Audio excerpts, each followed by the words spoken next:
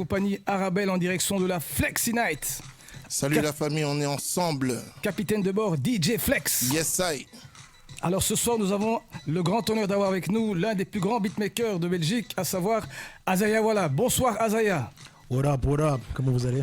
Ça va bien, merci. Merci à toi d'avoir accepté notre invitation. Merci à vous pour l'invitation, normal. Alors Azaya, on ne sait pas comment te présenter parce que tu es multicarte, comme on dit. Hein, ouais. On a Azaya, le gérant d'un label indépendant, Hot Track Entertainment. On a Azaya l'artiste, parce qu'on sait que maintenant, pour le moment, tu es en train de sortir des sons en solo aussi. Yeah. On a Azaya, le beatmaker à succès. Ouais. Donc, on ne sait plus par où commencer, on ne sait plus comment te Azaya présenter. DJ peut-être aussi. Ah, voilà. C'est la suite, logique. Exactly. Pour le DJ, on verra, mais je vous laisse du taf. Ouais. Ah, il est gentil, il nous laisse du travail, il est gentil avec nous. Ah, je vous laisse du taf. Alors, Azaya, donc bonsoir et merci à toi d'être présent avec nous. Merci à vous. Alors, quels sont tes projets actuels? Sur quoi est-ce que tu travailles pour le moment? Parce que tu es tellement multicasquette, on se demande où est-ce que tu es maintenant. Alors, ingé son pour Bruxelles, les gens me connaissent, mon studio. On s'appelait Indie Studio avant. Okay. Et là, on est en train de travailler sur Hot Track Studios, qui est en fait un grand projet, très ambitieux, très audacieux, qu'on est en train de travailler pour 2021, Dieu voulant, ou pour 2022. Okay. Mais c'est réellement quelque chose de audacieux. D'accord. Je ne vais pas donner trop de détails, mais en gros, on a travaillé sur Bruxelles pendant 15 ans à aider les artistes indépendants à se développer, Super. à avoir un son professionnel. Et Hot Track Studio est un peu le résumé de tout ce qu'on a vu qui a marché et ce qui n'a pas marché. Et notre réel but, au fait, avec Indie Studio à la base, parce que c'était ça le nom, c'était vraiment d'aider les artistes à émerger. C'est ça. On ne veut pas seulement un cas ou deux cas isolés de personnes qui réussissent, mais on est persuadé qu'il y a plus d'artistes qui peuvent marcher à une grande échelle. C'est ça. Et vous voulez vraiment développer le marché en Belgique, en fait? On veut développer le marché en Belgique, exactement, tu vois. Parce que toujours dépendre de la France ou dépendre des maisons de disques, je pense que c'est un schéma qu'il faut petit à petit commencer à oublier. C'est ça. Pour moi, je ne veux pas dire que les maisons de disques vont mourir, mais les maisons de disques vont prendre un autre rôle sur les années. Et je pense que le marché indépendant va se développer de manière considérable. Et avec Hot Track Studio, on veut être à l'avant de ça. Ok, super. Et c'est vrai qu'il y a vraiment une place à prendre ici en Belgique de ce côté-là. Hein. La plupart des grands artistes qui sont en Belgique doivent péter en France pour revenir par ici. Et c'est vrai que s'il y a une passerelle qui est directement ici en Belgique, là, ce serait vraiment... Exactement. Tu vas combler un vide. Là, c'est très bien. En fait, aujourd'hui, on te fait venir, mais c'est pour une double occasion. En fait, on va faire à la fin de l'émission un mix spécial musique congolaise. Donc, je pense que tu es originaire de la RDC Congo aussi. Congo. Au représenté. Au représenté grave. Ok. Quels sont tes liens avec le pays? Est-ce que tu as toujours des projets? Tu développes des projets sur place là-bas aussi? À long terme, ouais. On va dire des projets de retraite. Clair et net là-bas. J'ai ma sœur encore qui est là-bas. Enfin, j'ai ma famille du côté de mon père. Tu es de quel côté au Congo, si c'est pas indiscret? Je suis né à Likasi, au Katanga. J'ai grandi à Kolwezi et à Lubumbashi. Et après, je suis directement venu ici. Dans des circonstances malheureusement. Mais ça fait longtemps que je ne suis plus retourné. Mais là, je prévois d'y retourner incessamment sous peu. Et il y a ma sœur qui est encore là-bas, qui travaille même dans le label, en fait, qui travaille dans le côté administratif du label. Ah, tu as développé une structure aussi au Congo pour aider les jeunes talents congolais du Congo? Pas encore. Pas encore, mais ça vient. Tu vois. On pose les bases. Mais même de là-bas, en fait, elle m'aide pour les choses d'ici, en fait. D'accord, super. Tu vois.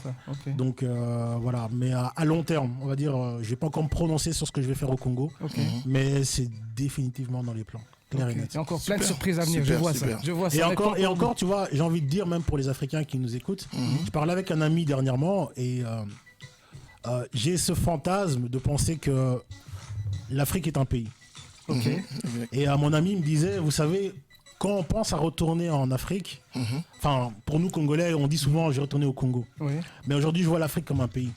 Si mon salut est au Sénégal, si mon salut est en Tunisie ou au Maroc, ou mon salut est en Afrique du Sud, je retourne en Afrique, en fait. C'est dans tout le continent. Dans tout le continent. Je vois tout le continent aujourd'hui comme une possibilité de... C'est le retour à l'authenticité. Voilà, exactement. Voilà, donc c'est...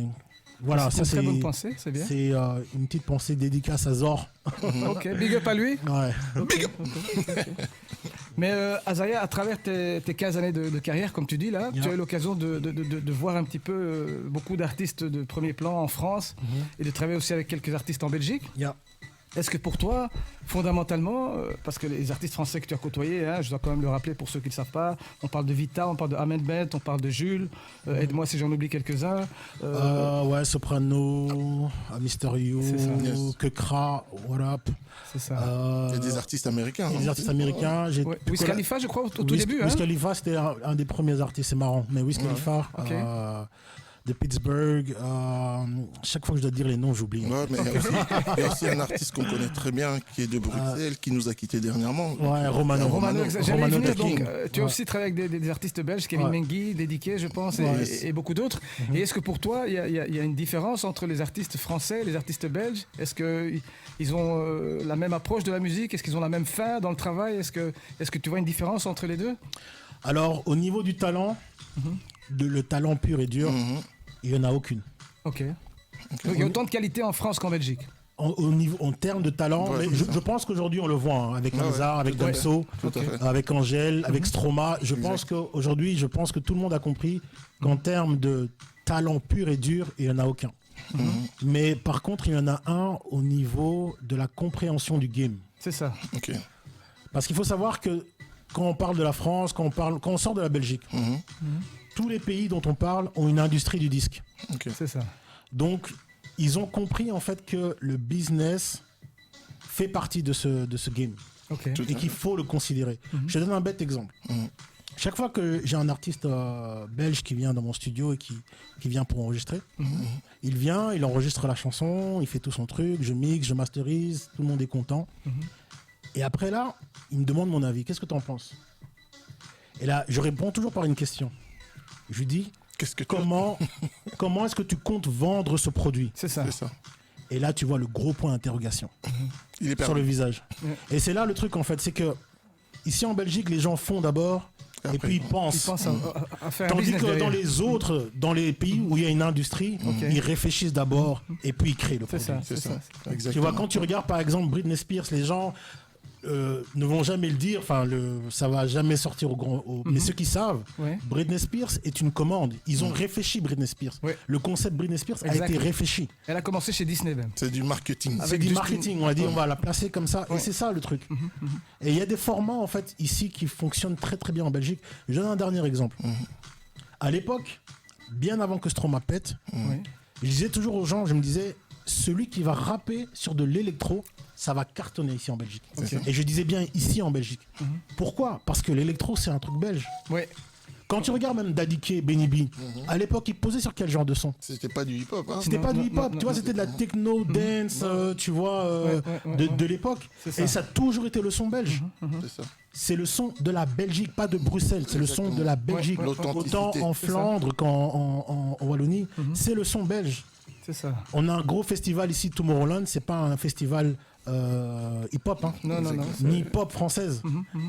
On est le pays de l'électro. C'est vraiment typique à la Belgique. C'est propre à la Belgique. Et si vous réfléchissez un peu, si vous réfléchissez un tout petit peu avec un peu de logique, bah tu rappes sur l'électro et tu vois ce que ça donne. C'est ça. Tu vois. Et c'est ça en fait, c'est là où tu vois en fait que les artistes ne sont pas du tout dans le game. Ils ne comprennent pas du tout comment fonctionne une industrie. Mais est-ce que c'est vraiment de leur faute? Est-ce que c'est parce qu'il y a peut-être pas de structure autour? Il y a peut-être pas de. Il n'y a pas de structure. C'est vrai qu'il n'y a pas de mentor. C'est ça. Mais il y a aussi un truc qui pour moi est un plus et en même temps un tort des artistes belges. Les artistes sont très fiers ici. Les artistes sont ultra fiers. Tu vas leur dire un truc. Ouais, tu vas leur dire un truc, ils vont pas l'accepter, mais ici voilà, je dis toujours on est le pays des Gaulois ici. Tout le monde est rebelle, surtout les artistes. Tu vas leur dire un truc, fais ça, et ils vont dire ouais non mais moi je sais mieux, tac. Tu pas vois. très ouvert à la critique. Plus maintenant, mais c'est encore compliqué. Mais parce ça reste encore compliqué. Peut-être qu'au départ, il n'avait pas d'exemple pour se dire tu me dis ça parce que l'autre a fait ça, il a réussi. Donc il partait un peu dans l'inconnu, chacun est dans sa direction. Chacun est dans sa direction, et c'est vrai que c'est pour ça que je dis que c'est aussi un plus de ne pas être influencé, tu vois. Mais si tu veux être effectif dans une industrie, et je parle bien d'une industrie, tu sais, parce qu'on peut tous faire de l'art. Quand tu regardes les peintres de l'époque, combien sont morts riches? Ils ont fait de l'art. Aujourd'hui, maintenant, on considère leur art. C'est ça. Et c'est ce que je dis aux musiciens, vas-y, fais ce que tu veux. Ça va pas dire que tu vas grailler de ton vivant. Dans 30 ans, 40 ans, là, ou 50 ans, peut-être reconnaître ton talent. On va dire, ah ouais, mais tu te rappelles. Mais je vais vous dire un fait qui est intéressant. Tous les gens de l'époque des années 70, 60, aujourd'hui, ils sont reconnaissants du hip-hop. Tu sais pourquoi ? Parce que le hip-hop les sample aujourd'hui. Donc ils graillent de l'argent en fait. Tu vois, ils sont contents. Ils vont rechercher des samples et ils sont contents. Tu vois, ils sont contents. Ah ouais, tel morceau en fait, il n'avait pas marché à l'époque. Mais Ja Rule l'a repris ou tel l'a repris et c'est devenu un hit et il graille aujourd'hui. C'est ça l'art. T'as fait être avant-gardiste au fait. T'as fait ton truc là, mais t'as pas graillé. Et c'est à tes risques et périls en fait. Mais si tu comprends l'industrie, tu trouves une place, comment t'insérer dans le game pour avoir de l'argent. C'est tout simple. Exact. Mais est-ce que, c'est une question que je me suis souvent posée, l'artiste au départ, quand il fait son son, quand il écrit, quand il compose, il est peut-être pas directement dans une logique commerciale. Lui, il est plutôt dans une logique de création, d'évacuer ses émotions, de transmettre quelque chose. Ça dépend aussi. Hein. Et c'est respectable. C'est respectable. Mais le problème, en fait, et moi, j'ai aucun problème avec ça, que les gens ne disent pas que j'ai dit autre chose. J'ai aucun problème avec ça. Le problème maintenant, c'est quand tu vas chez moi, chez Azaya, tu me donnes 40 € de l'heure pour que je mixe ton son. Tu donnes 100 € à un beatmaker, tu vas masteriser chez tel, tu payes 500 € un clip et tu t'attends à ce que ça marche. C'est ça. C'est là que vient le problème. Et c'est là que j'ai un problème avec les gens. C'est que, ok, tu as fait ton art, je suis d'accord avec toi. Mais après, quand tu investis de l'argent, et tu es dans une démarche où tu ne connais pas en fait les aboutissants en fait. Et là j'ai un problème avec toi. Parce que tu dépenses et après 5 ans après tu dis ouais j'abandonne, ça marche pas. Non, fallait d'abord réfléchir en fait. C'est ça. Fallait d'abord réfléchir et c'est là le problème. Je dis toujours, la dernière fois je parlais avec un artiste qui a cet étu et je lui disais mec, il parlait ouais le game et tout, c'est bien, il insulte, ouais non c'est maqué, mafia et tout. Et puis je lui dis regarde, suis-moi un peu sur la logique. Je lui dis regarde, tu as 1 million d'euros, donc toi tu as 1 million d'euros, et moi je viens avec mes chansons, et je te demande d'investir tes 1 million d'euros sur mes chansons. Est-ce que tu vas suivre mon art ou tu vas essayer de faire en sorte que j'ai une musique qui vend? C'est ça. C'est logique, hein. Ouais, c'est logique, tout à fait. Je dis, mais tu as 1 million d'euros. Et tu vois, il me regarde, il me dit, ouais, c'est vrai que je vais quand même m'assurer que la musique vende. Je vais sécuriser mon investissement. Et je dis, mais c'est ce que vous faites en fait quand vous allez dans les maisons de disques. Quand tu vas dans une maison de disques, t'arrives et tout est là, ouais, j'ai les meilleures musiques au monde, je suis le meilleur artiste du monde, j'ai envie, investissez sur moi. Mettez de l'argent sur moi. Je dis, mais est-ce que toi-même tu mettrais 300 000 ? Est-ce que tu irais à la banque prendre 300 000 € et investir ? Parce que si tu es si sûr de toi. C'est ça. Si tu es si sûr, prends le risque toi-même. Va à la banque, au lieu de t'acheter une maison, va prendre 300 000 € à la banque et investis sur toi. Moi, je vais te dire où il faut placer cet argent pour les attachés de presse, on les connaît. Les radios, on sait comment ça fonctionne. Tu vois, pour passer aux radios, je connais le processus. Donc, si tu crois vraiment en toi, va prendre un prêt à la banque. Et c'est pour ça que nous, Indie Studio, on s'est toujours tourné vers les artistes indépendants. J'ai rarement eu cette démarche, même avec mes artistes. Et même Romano le dit dans une de ses chansons, c'est que nous, les maisons de disques, ça nous a jamais vraiment intéressé. Parce que même dans la nature du business, je comprends pas en fait comment je fais tout le travail, je développe l'artiste et je touche 80% ou 70%, tu vois. Au mieux 60%. Tu vois, alors que je vais tout développer, je préfère aller prendre l'argent moi-même, tu vois, ou investir l'argent moi-même. Et si je gagne, si c'est le bingo, ben c'est 100% pour moi.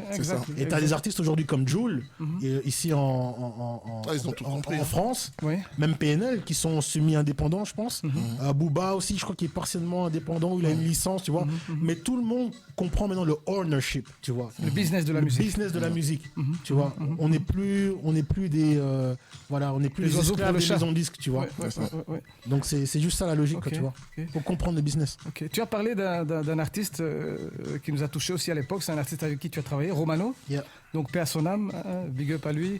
Peace, babe. On va s'écouter une chanson de Romano. Je pense que c'est toi qui as travaillé avec Romano sur ce son-là. C'est What the Fuck, c'est ça? What the Fuck, ouais. Donc c'est moi qui ai mixé le titre, mais la production c'est Lokito on the beat. Ok. C'est Lokito de Louvain-la-Neuve, big up. Big up à lui. Il sort aussi ses sons, il est artiste aussi. C'est un gars extrêmement talentueux et c'est lui qui... Donc Azaya, on arrive tout doucement à la période de Noël. Yes. Donc on s'est rendu compte que en fait ta première chanson que tu as produite en tant que producteur beatmaker, c'était une chanson de Noël. Yeah. À l'époque avec, je pense qu'il y avait Matt Pokora, Amel Bent, Singila sur le morceau. Ouais. Est-ce que tu peux nous en dire un peu plus? Ouais, en fait c'était une expérience pour un jeune beatmaker qui arrive tout droit de la Belgique. Jeune beatmaker, je te vois là, tu as l'air d'avoir 25 ans là. Avec quel âge? Ah, ça fait quelques années que je suis là quand même. Ok. J'ai la maladie de Benjamin Button. Ah ouais, tu ne vieillis pas, alors, tu ne bouges pas. Never, je bouge pas. Ok.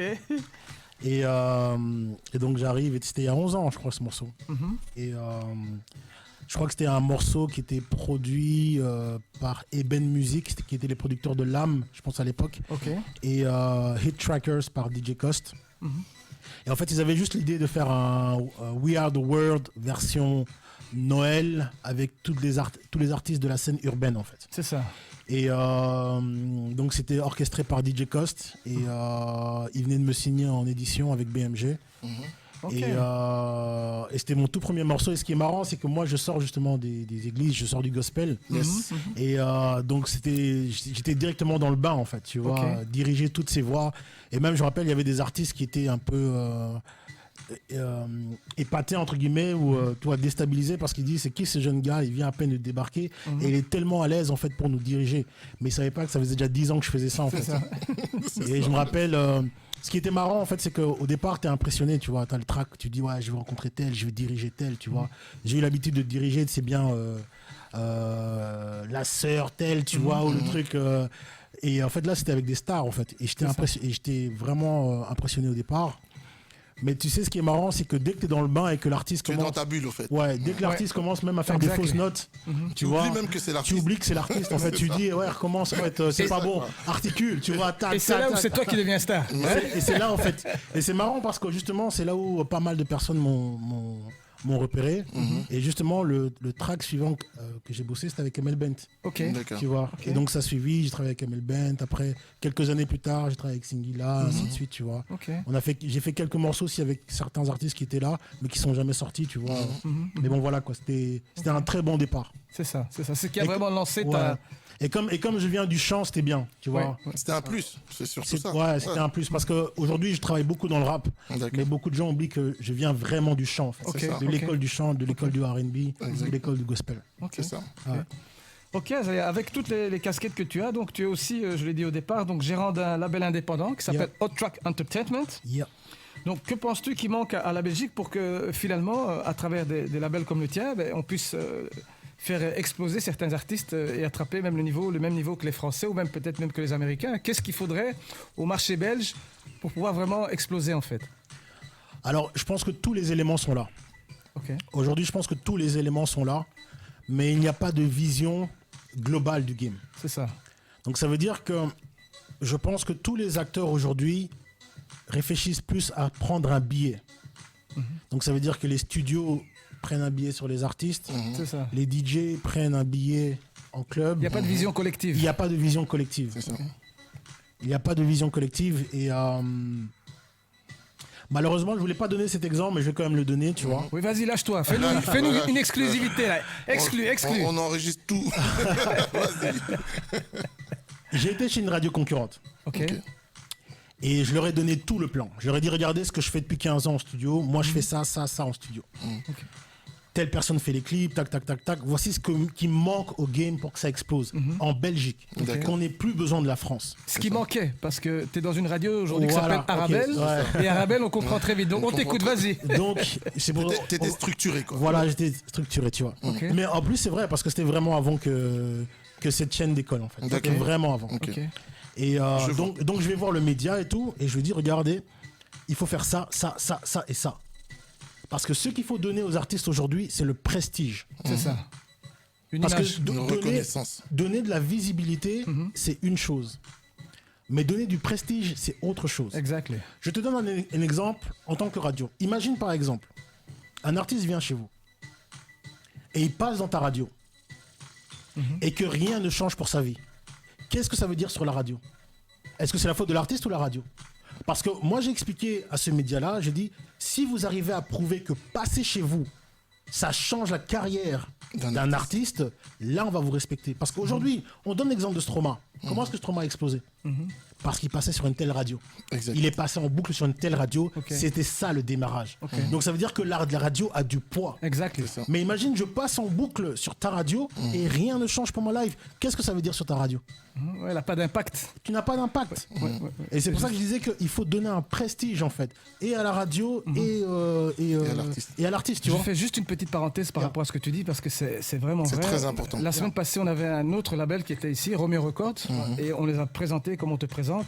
Et en une semaine de temps, il y a 5 personnes qui ont envoyé des démos à ce label, des démos de rap, alors que le label n'est pas vraiment professionnel pour le rap. Donc c'est vraiment que l'émission qu'on a eu la semaine passée avec Romeo Records, ça a eu un impact sur les gens. Voilà. Donc on espérait aussi que cette semaine-ci, avec le label de Azea, voilà, Hot Track Entertainment, à la fin on donnera toutes tes coordonnées et tous tes réseaux sociaux, que ça puisse aussi donner et créer des émulsions au niveau des auditeurs qui nous écoutent. Exactement, mais c'est ce qu'il faut. Les radios sont là pour ça aussi. C'est ça. Les radios sont là pour ça, mais nous, dans la Flexi Night, c'est vraiment un élément de base. On veut vraiment donner un maximum de visibilité à tout le monde. Mais il faut en même temps, tu vois, que tout le game a dans ce sens-là. Je te donne aussi un autre exemple. Et là, maintenant, je me mets du côté parce que je viens de tailler une radio. je viens télé maintenant. Maintenant, non, je vais donner le cas inverse de la radio. En fait, je parle à un animateur de radio d'une autre radio, et il me dit regarde Azaya, regarde ce qu'on m'envoie comme son. Regarde ce qu'on m'envoie comme artiste, c'est pas structuré. Et c'est vrai qu'aussi, la radio, tu vois, il y a un travail de part et d'autre. Autant la radio doit donner du prestige, mais il faut aussi que les artistes viennent avec des choses conséquentes. C'est ça. Et c'est là, en fait, où moi, je travaille avec les artistes en studio. Je leur dis, les gars, il faut savoir faire des hits. C'est ça. Votre accès à ce que vous cherchez, ça commence par un hit. C'est ça. Ça passe par de la qualité. Ça passe d'abord par la qualité, tu vois. Exact. Ça commence par un hit. Tu regardes en France aujourd'hui, ils te balancent hit après hit après hit. Tu regardes au State, ils te balancent hit après hit après hit. Est-ce qu'on peut faire ça ici en Belgique? J'en suis pas sûr encore. Moi, j'en suis sûr. Il y a un label qui s'appelle Hot Track Entertainment et ils sont capables de le faire. Flex. Oui, non, je valide. Clairement, on est capable de le faire. On l'a déjà fait avec des artistes confirmés et on continue à le faire, tu vois. Je l'ai même fait avec des artistes indépendants. On a fait danser des gens sur du Kevin Mengi. On a sorti des Zoukemwen, on a sorti des Xar, tu vois. On a sorti des What the F avec Romano. On a fait danser Bruxelles, tu vois. Et le truc, c'est que si on avait eu un meilleur soutien de tout, parce qu'en fait, tous les acteurs, en fait, de tous les acteurs. Et ça, je vais le dire pour les artistes indépendants belges. Et j'en ai souvent parlé avec mes compères DJ. Je disais aux artistes indépendants belges, à l'époque, donc il y a 10 ans, votre radio, ce sont les DJ. Yes. Si vous ne comprenez pas le game, ici en Belgique, c'est autre chose. Enfin, vous êtes déjà perdant. C'est ça. À l'époque, ce que j'avais compris, j'avais un peu étudié le marché belge et comme je maîtrise mon sujet, ce que nous faisons, les Américains, ils appellent ça the entertainment business. Definitely. C'est pour ça que moi, je m'appelle Hot Track Entertainment. Entertainment, ça veut dire divertissement. Dans le monde du divertissement, il y a les films, il y a la musique, il y a le spectacle, mais on fait du divertissement. Et je me suis renseigné sur le divertissement en Belgique. Quelles sont les premières activités de divertissement ici en Belgique? Vous savez quelle est la première? La première activité que les Belges font ici le week-end, c'est d'aller au resto. C'est ça le game ici en Belgique. C'est la première activité. La deuxième activité, c'est d'aller au cinéma. Non, pardon, c'était la troisième activité. Tu sais c'est quoi la deuxième activité? Aller en club. Ici en Belgique, on a la culture du clubbing. Discothèque, hein? Discothèque, tu vois. On a la culture du clubbing. Ici, les gens se dépensent, ils vont tout le temps en club. Je pense que tu peux confirmer. Je confirme. Les gens vont en club. Et j'avais compris ça à l'époque. Donc je me suis dit, si je me mets tous les DJ en poche, il y a moyen de faire un truc. T'imagines, tous les week-ends, tous les DJ jouent ton son. C'est ça. Et j'avais compris. Et on l'avait fait avec ça. On l'avait fait avec ça. Et ça a pris. C'est comme ça que Fun Radio nous a appelé à l'époque. On avait fait... Donc ça, on avait fait une 83 versions différentes avec le nom de chaque DJ dans le refrain. Je me rappelle. Je te rappelle, hein, on avait fait toute la soirée, DJ Flex au platine, tous les DJ avec leur version. Tous les DJ. Et on avait compris. Malin. Et ça a pris. Okay. Et chaque week-end, on recevait des tas d'SMS. Ah ouais, on t'entend dans tel club, on appelait Kevin, ouais, on t'entend dans tel club. Parce qu'ils avaient leur blaze. Parce qu'on avait le blaze, tu vois. Non, il est venu avec une idée. Tu vois, c'est ça. C'était l'Amazon des années 80. Mais j'avais compris que les DJ ici en Belgique peuvent changer le game. C'est ça. Comme à New York, il avait compris à l'époque. C'est ça. Quand ils pouvaient pas aller en radio, bon, eux, à New York, ils avaient un autre game. Eux, ils arrivaient en club avec des guns. Tu mets pas, on te tape. Et on te tape. Fat Joe, c'est pour ça que tout le monde respecte Fat Joe, tu vois. Tout le monde connaît très bien le Fat Joe à New York pour diverses raisons que nous, tu vois. Et c'est comme ça que les gens se sont imposés. Ils allaient en club et ils disaient, DJ, tu vas passer notre son. Parce que ça changeait le game. Et du coup, les gens, ils entendaient. Et directement, ils n'avaient pas Shazam, mais ils allaient écouter les mixtapes. Ça suivait. Et c'est comme ça que le game s'est développé aux États-Unis. Ils avaient compris que les clubs étaient la première radio. Et ici en Belgique, c'est la même chose. Et je dis chaque fois aux artistes, faites des hits pour les clubs. Parce que la Belgique, c'est clubbing. C'est clubbing. C'est la deuxième activité ici. Et la troisième, c'est aller au cinéma. T'imagines? Ok, un artiste avec qui tu as travaillé, qui arrive vraiment à s'imposer dans les clubbing, qui vraiment fait exploser les dance floors tous les week-ends, je crois que c'est Jules. Vous avez travaillé ensemble sur une chanson. Donc DJ Flex, fais-nous d'écouter un petit peu le morceau en question. Le nom du morceau, Azaya, c'était Fais le Moonwalk. Ok. Et DJ Abdel avec Soprano et Joe. Dans la Flexi Night.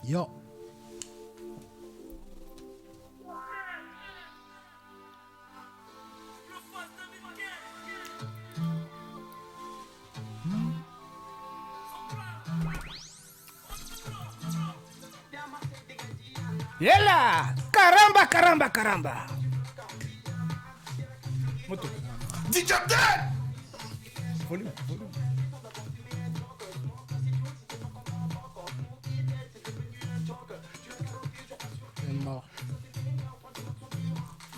DJ Flex!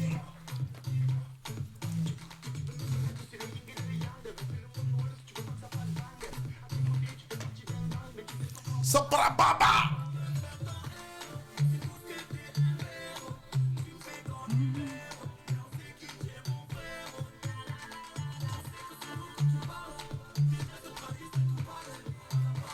Allez Azaya, fais le moonwalk. Laisse-toi aller. Comment? Fais le moonwalk. That's right. Hey. Fais le moonwalk. Fais le moonwalk. Fais le moonwalk.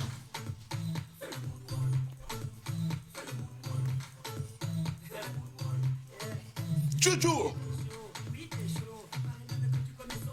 Ewa. Oh, mito.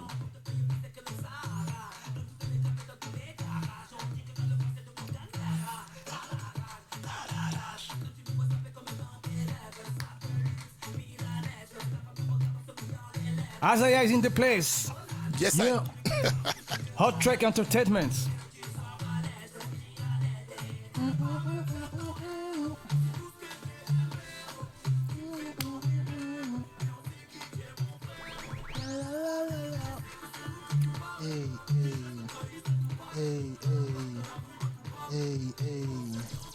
Le moonwalk. Hey.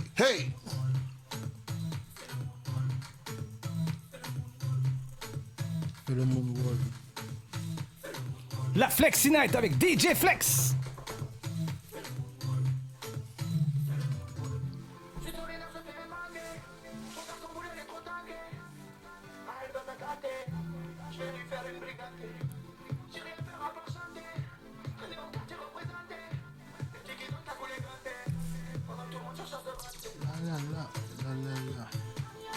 Azaya. Remix. Ils ont dit mon blaze en vrai. J'ai raté. Partie remise. Oui, ça aurait bien collé, Azaya. Moonwalk. Michael Jackson, Billie Jean.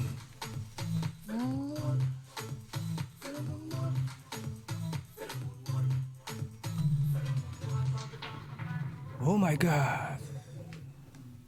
DJ Flex dans la Flexi Night.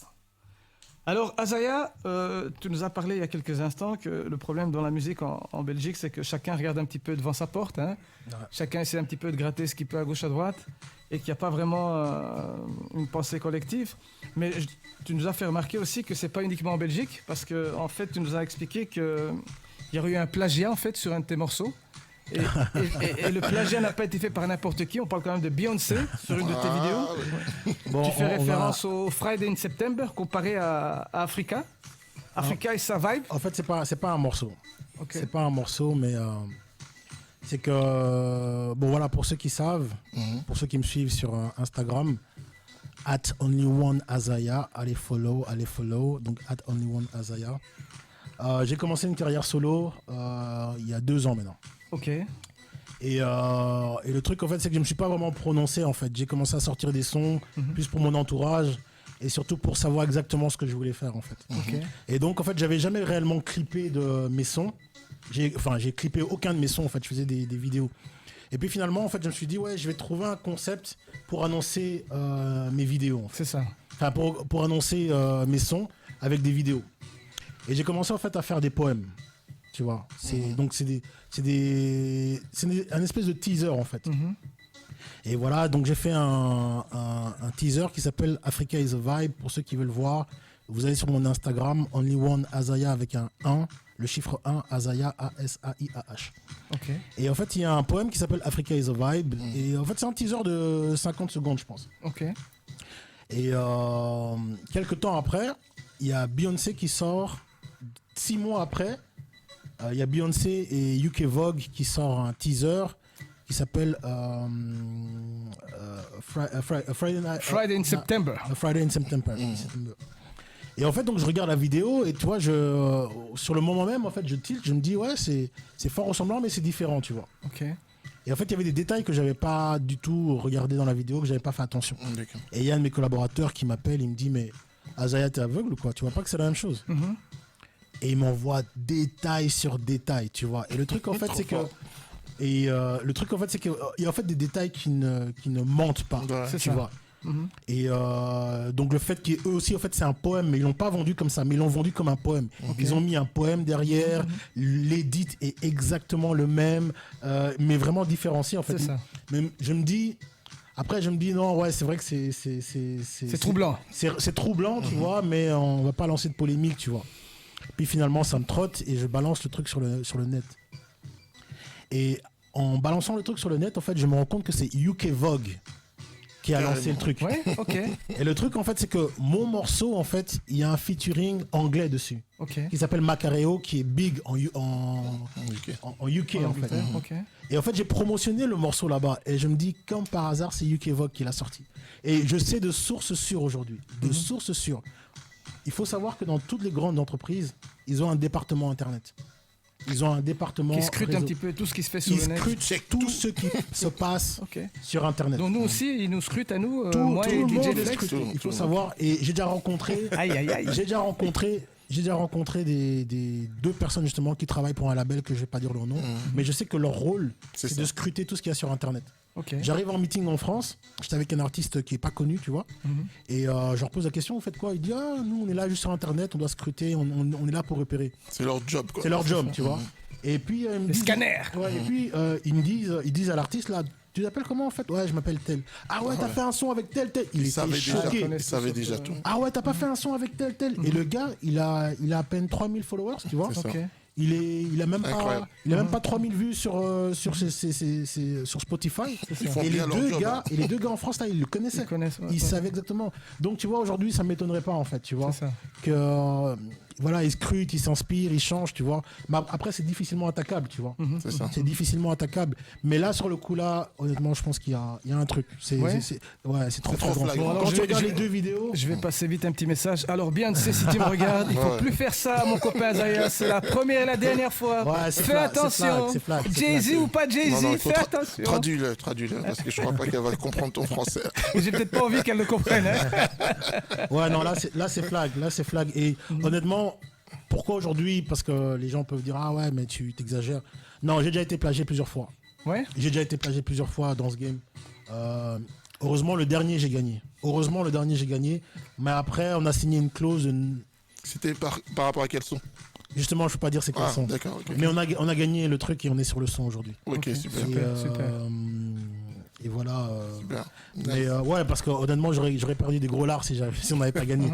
Parce que c'était vraiment un gros son en France.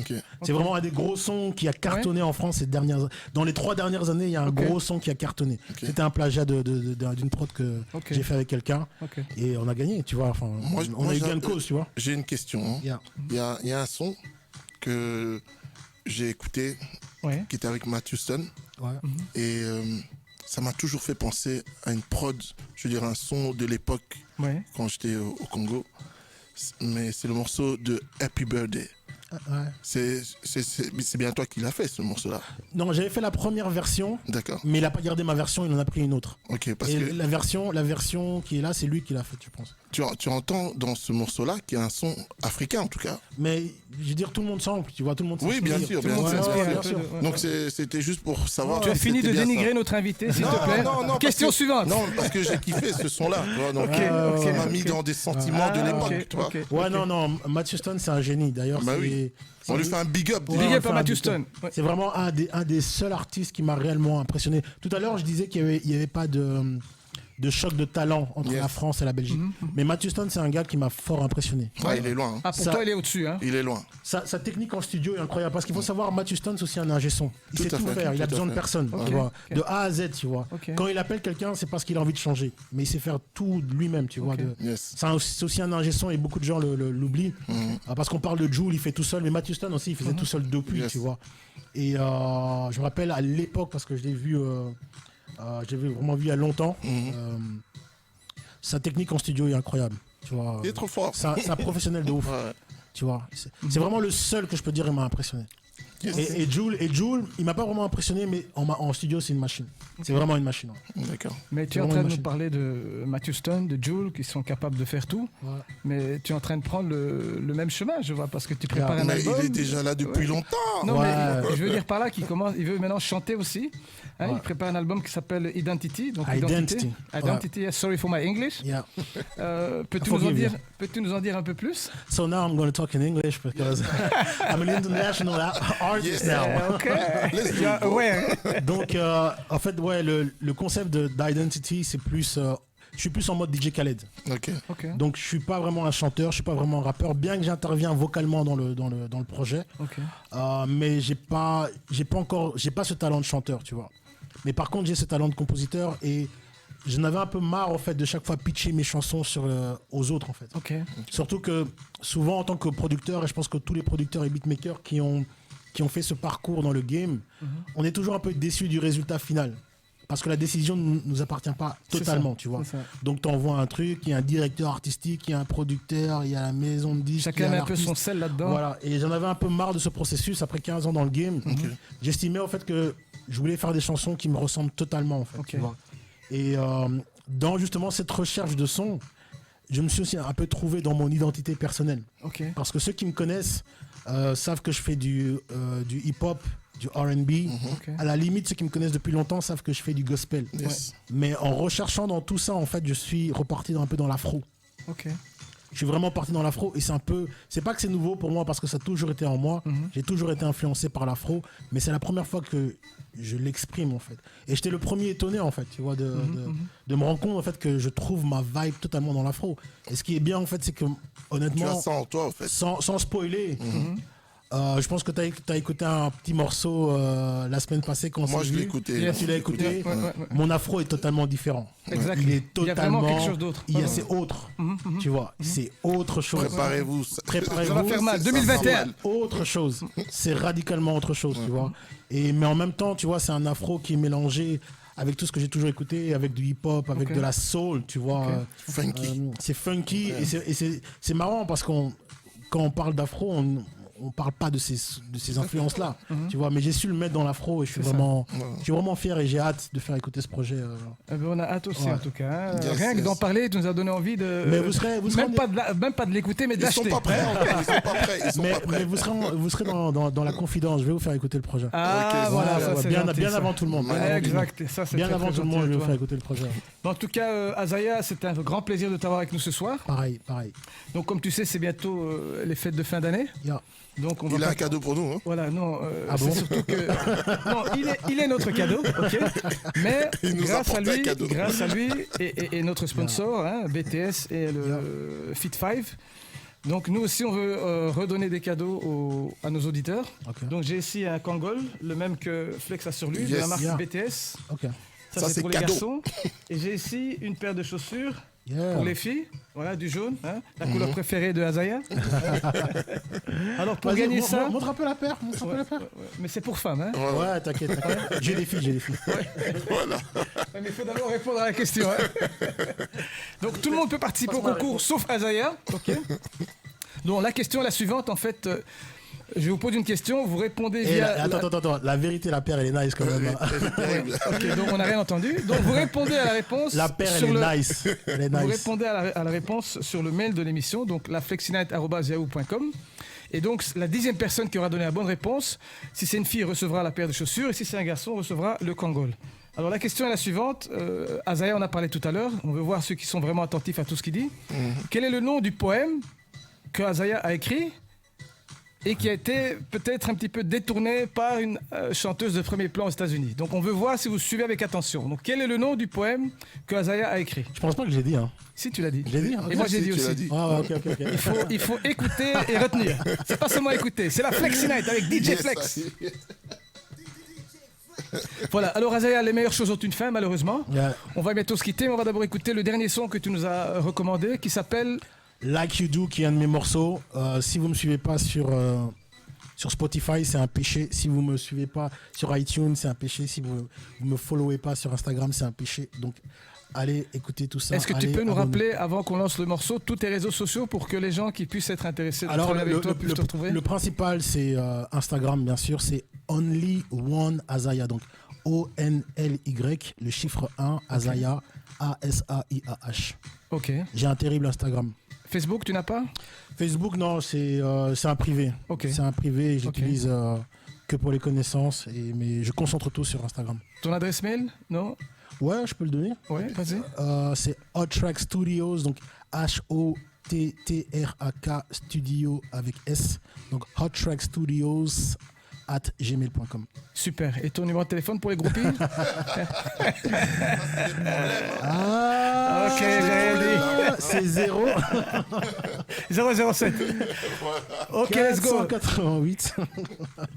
DJ Flex dans la Flexi Night. Je peux récupérer mes chaussures? Non, elle est vraiment bien. Merci. La base est bonne.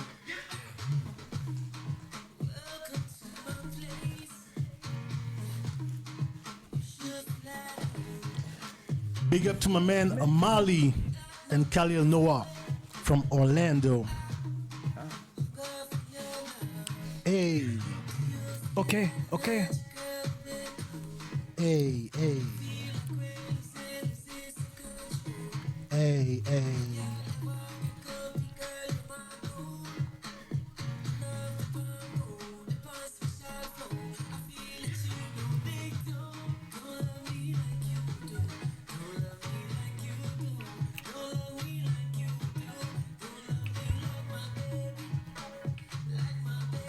Woo!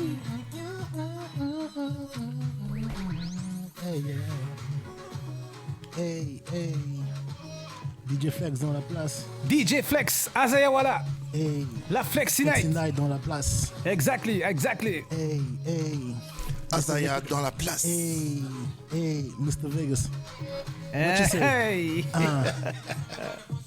Woo. Khalil. Yeah. Il est lourd, gars. Hey.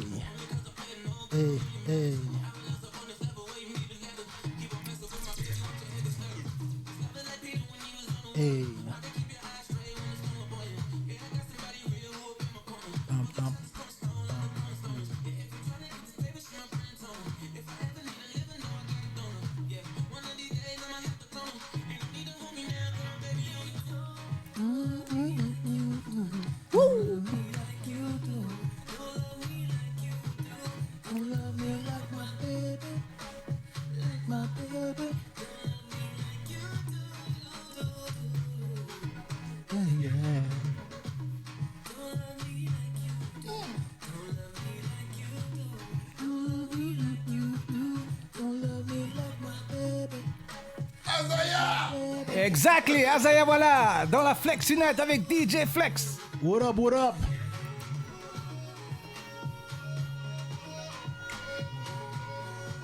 Alors restez avec nous pour la fin de l'émission et le mix Afro-Congo. Afro-Congo.